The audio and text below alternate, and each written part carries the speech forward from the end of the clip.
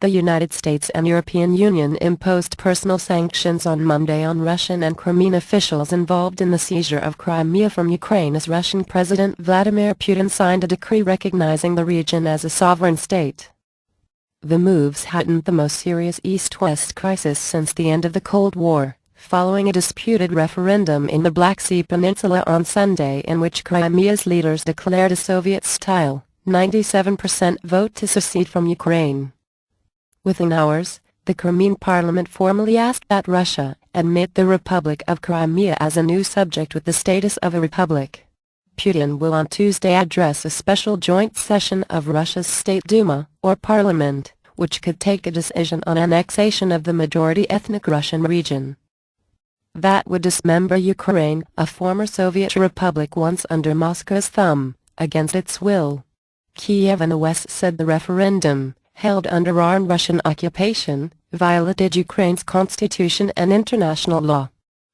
Russian forces took control of Crimea in late February following the toppling of Ukrainian President Viktor Yanukovych after deadly clashes between riot police and protesters trying to overturn his decision to spurn a trade and cooperation deal with the EU in favor of cultivating closer ties with Russia. U.S. President Barack Obama slapped sanctions on 11 Russians and Ukrainians blamed for the seizure, including Yanukovych and Vladislav Surkov and Sergei Glaziev, two aides to Putin.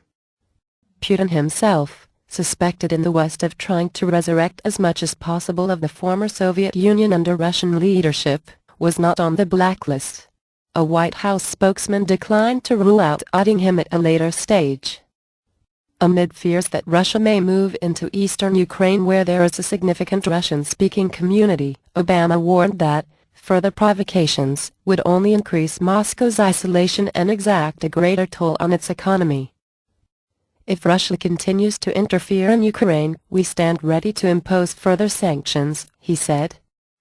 A senior U.S. official said Obama's order cleared the way to sanction people associated with the arms industry and targets the personal wealth of cronies of the Russian leadership.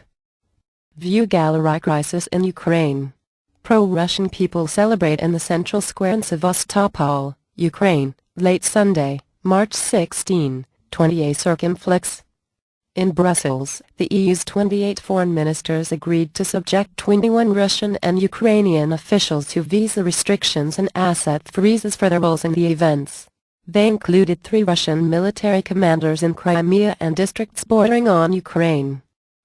There were only 3 names in common on the U.S. and European lists: Crimean Prime Minister Sergei Aksyonov, Crimean Parliament Speaker Vladimir Konstantinov and Leonid Slutsky, chairman of the Russian Duma's Committee on the Russian-led Commonwealth of Independent States, CIS, grouping former Soviet republics. The EU blacklisted Yanukovych earlier this month. The U.S. list appeared to target higher-profile Russian officials close to Putin, including a deputy Russian prime minister, while the EU went for mid-ranking officials who may have been more directly involved on the ground. Washington and Brussels said further steps could follow in the coming days if Russia does not back down and formally annexes Crimea. A senior Obama administration official said there was concrete evidence that some ballots in the Crimea referendum arrived in some Crimean cities pre-marked.